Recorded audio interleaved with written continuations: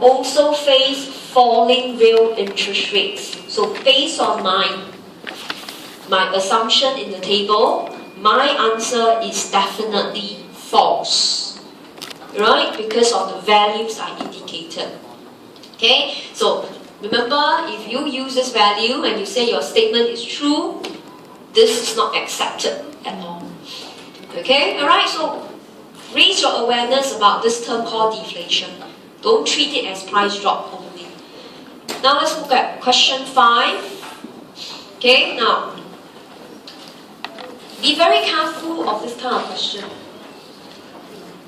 Right? There was actually a double negative. The first negative was there's deflation already. Then it is costly. It means harmful. Deflation is harmful because you redistribute wealth, okay, from borrowers to lenders. So borrowers are the firms and individuals. The lenders is the banks. So when you read this, sometimes you get very awkward. You go like, so what should I discuss? You're supposed to say who benefited, who suffered. That's what the question is about. Okay? And the answer was a total reflection of example question 4. So we're going to use back the same table. Again, the answer is exactly the same. Derive this equation very quickly. Okay? So that was the standard step 1. So in your question 5, just say C question 1, C question 4, step 1. Exactly the same. Step 2, also exactly the same. No, cannot use step 2, sorry. Step 3. Here, go to here. Right, so for question 5, okay, you show period 1. I'm putting the table else it's understood. Question 5.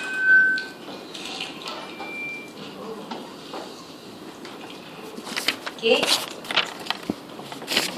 So step 2, I'm going to discuss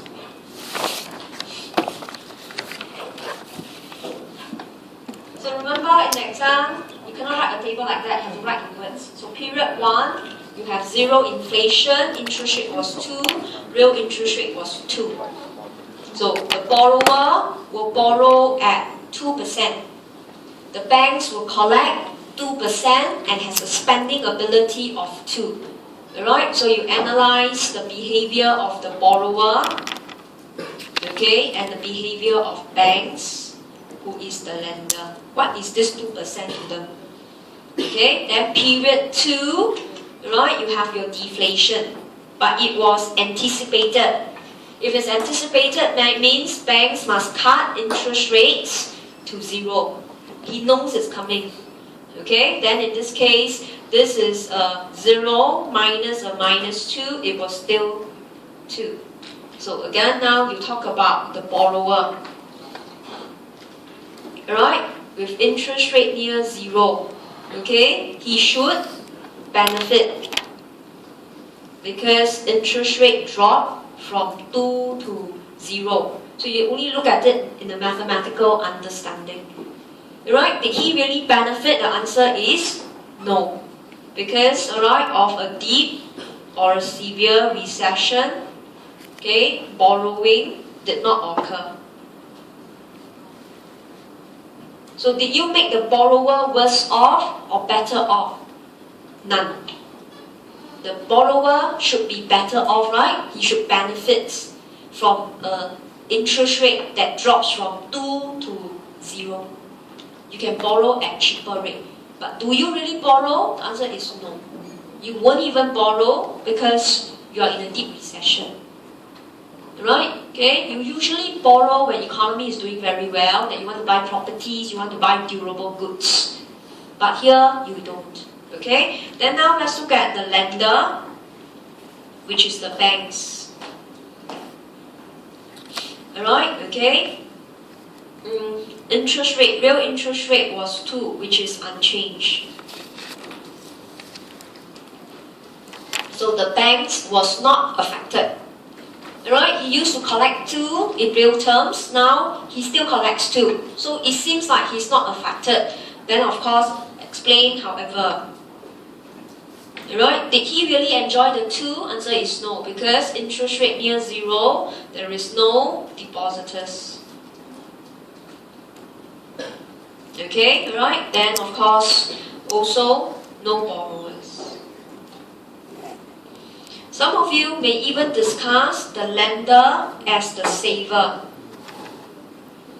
Right? That interest rate drops from 2 to 0. So you say savers actually suffer. Right? They used to earn 2% from the money they put in the banks. Now it's cut to 0. So the savers will actually suffer. Okay? But do they really suffer? The answer is no. Okay? Because there may be no savings.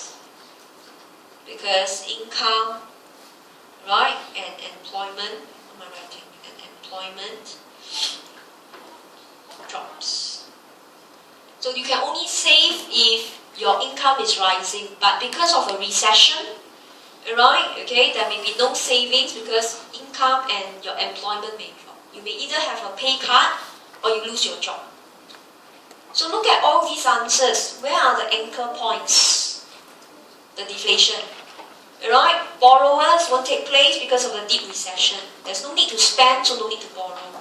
Banks, no depositors, no borrowers. Although real interest rate unchanged. Right? You don't even get that 2% at all. Then if you want to say lenders who are savers, right? On looking at nominal interest rate, they suffer because it cuts from 2 to 0. The money that sits in the bank earns nothing.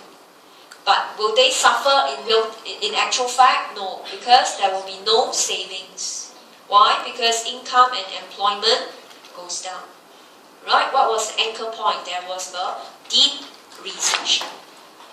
Okay, so the question is actually a repetition of question 5, but now zoom in specifically looking at the different people who may benefit or suffer. So is deflation harmful? Yes. Harmful not because of the interest rate, harmful to the economy. Because there's no borrowers, no depositors, no savers, and the banks cannot operate. Alright, so the question was, one will gain, one will suffer. Alright, the question says, you redistribute wealth from borrowers to lenders. So this statement is actually false because it's not one gain, the other suffer. It's everybody suffered in deflation. So if you couldn't write in the statement to be true or false, doesn't matter. But you have demonstrated to the examiner the steps. Period 1, what happens? Period 2, what happens?